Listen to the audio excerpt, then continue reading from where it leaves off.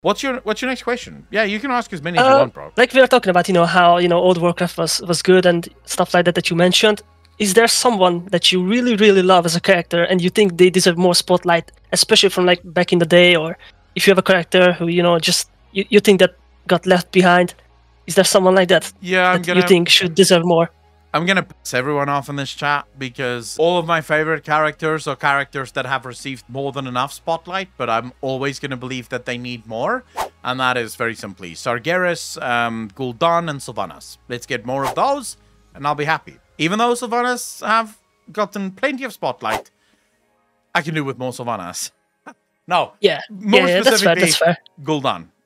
Gul'dan is one of those characters that I feel, even though he's been at the forefront for so much of World of Warcraft, I don't think he's ever really been at the forefront of World of Warcraft. He's been made a plot device so many times where he leads to a lot of other story, but his own story, I feel like, have almost always been criminally underserved.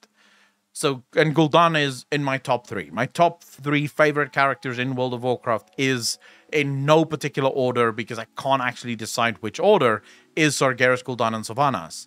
And then the next character that I think a lot of people will agree with me here on, but it would be my firm 4th favorite character in World of Warcraft, is Malfurion. And that would actually be, I think, the character that I would want to see more clearly represented in the story than any of my top 3 characters, because my top 3 characters at least had some story. Malfurion is the only character in World of Warcraft that has never actually gotten any real story, not in the way that he deserves. He's always been. But yeah. I was going to say the problem with Malfurion, and we talked about that last podcast, and I think also touched on it in the last Q&A as well, is that he is effectively a god as far as like his power goes. So any kind of like any kind of character development is almost I shouldn't say not possible. It definitely is. Yeah. It's just the issue is, what do we do to threaten someone who, just like you said moments before, could literally rip a hole in Azeroth and drop you in it? Yeah. I mean, the merest thought. Yeah, he could literally crush you inside the earth. So, yeah, but it's still... Oh my god. I think I should just say this because it triggered the fuck out of me. I had someone in my comment section this week that told me that people should stop asking about Malfurion. He's a little bitch, and it's good that he's finally going away. He's really not as powerful as people claim him to be. And my only question was, have you read War of the Ancients at all? Right. Like, have you tried at least to go and look at where he is actually prominently displayed? The man's a beast. The man's scary. I would go so far as to say he might be one of the only people that could take on Madan. I don't think he won. Like, he'd win, but he could probably take him. At least for a couple of rounds before Madan ripped him to fucking pieces, if Madan was actually canonically a character. But, yeah, it triggers me because people who haven't read the books really do have this thing that Malfurion is a little bitch, and that Malfurion is just, who gives a shit? It's not a crazy, it's not a good character. The fact is, Malfurion is arguably probably one of the most powerful creatures on Azeroth.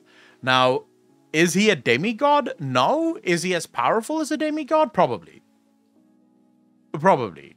He is super powerful. There's a reason why he is the druid. Now for those, I agree. I just want to, because I see people in chat going, who is Madan? Madan is a book. I think it's from the comic books. Madan is a Yep. character that was developed inside in the WoW comic books. Think of Madan as all superheroes that you have ever seen in the history of any universe ever. Literally a character that cannot be beaten by anyone. Like, Madan is just that he walks in, Sargeras wants to stab the planet, he grabs Sargeras' sword and spanks him with it. That's Madan. Man doesn't give a fuck. Like, he does whatever the fuck he wants, whenever the fuck he wants. And Blizzard confirmed years ago already that Madan does not canonically exist. Reason being, he wouldn't work, because we would have no threats on Azeroth.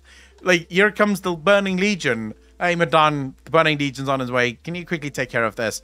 No problem, fam. Give me 10 minutes. Okay, by the way, guys, the expansion's over. The Burning Legion has been taken care of. Go collect your loot. Great. Fine. Next expansion comes. Deathwing is here. Hey, Madan, there's a big dragon. He's trying to destroy Azeroth. On it. 5 minutes later, expansion over. Madan has taken care of Deathwing.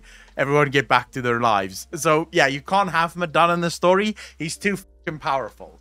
But yeah, that's the sort of, Malfurion could probably take Madan just due to the fact that he has complete control over all of Azeroth. And that's the character, to get back to your question. That's who I want to see, but I want to ask you now, what character do you want to see?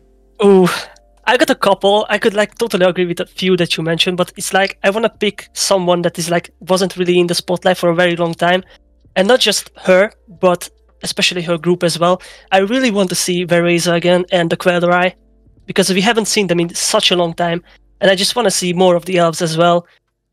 I don't know. I could actually, yeah, I could see that. Especially with the Blue Flight now. I think there's a little connection there between the Quel'Dorei and the Blue Flight as well, because they are so similar in a way. If you look at the Blue Flight, most of them take up the form as a Quel'Dorei. Yeah. And I think that's just, I just want to see more of them, really. Because when in Legion, the new Dalaran came in, right? I was so pissed off. Because there is no Silver Covenant people in Dalaran. Even the fucking Englave got renamed and everything. And I just want to see more of them. I want to see them. Yeah. This is this is just fucking a Christmas wish, that I just hope that at some point the Sindarai and the Quel'Dorei will make up. Mm-hmm. And Vereza will go back to Quel'Thalas with the Silver Covenant, and they help them, clear up the Ghostlands and all of that stuff. And I just hope that everything will become perfect once again. I'm not talking about, Thalassian Supremacy here or anything like that, but I just want to see more of the Quel'Dorei and Vereza, especially. Because I think at the moment, she's the, least of a Windrunner we've seen so far. She was such an important character back in the day. Yeah. I could actually see in the books and everything. That would be such a cool storyline. Yeah, because she's so emotional, but at the same time, see, you know what? She reminds me of Galadriel a little bit. She's so regal, she's so proud and everything, but at the same time, she's so emotional and touching. Yeah. But at the same time, she's so fucking intimidating as well. If she wants to be. If you think back to the times when she went back to Quel'Thalas to help the current leader of the Far Striders. Fucking hell, she was intimidating as fuck. Yeah. Just with her presence. And I love that. I love that. I could see that. I would love to play through that story. Uniting the elves under a single banner, getting their city back up and running. Maybe a full overhaul of Silvermoon City to an actual flyable fucking zone for the first time ever. Because that'd be so cool. I'm pretty sure I read somewhere that obviously we saw how Suramar looks, right? Mm-hmm. And there was a couple descriptions about Zinaraj.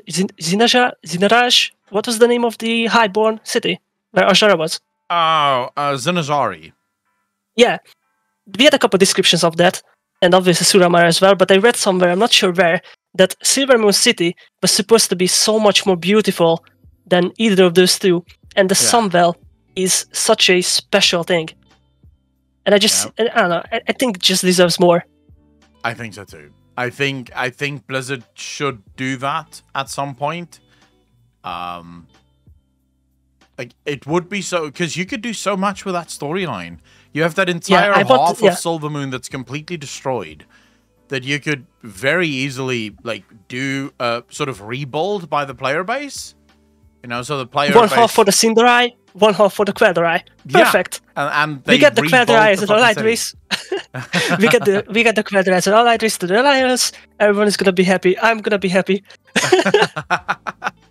Yeah, I can see that as a really cool fucking a really cool storyline that I think a lot of people will be very excited for. If whether or not Blizzard will make that happen, we'll have to wait and see, I think. But you just mentioned something that I would love to see. At some point in this expansion, the Bronze Dragonflight needs to take us back to Zenazari when it was still a proper city. Just to see what it looked like. Because, I mean, that was a giant city. And it was literally the pride of Elven culture. It was everything. And it would also show us what the actual Well of Eternity looked like before it got fucked. You know? So, definitely, I think, incredibly interesting stuff that we could get there. But anyways, thanks for the question, bro. I really appreciate it. Thanks so much. It took up an hour of yours, so sorry for that. No, that's perfectly fine, man. Don't even worry about it. I really appreciate the question, man.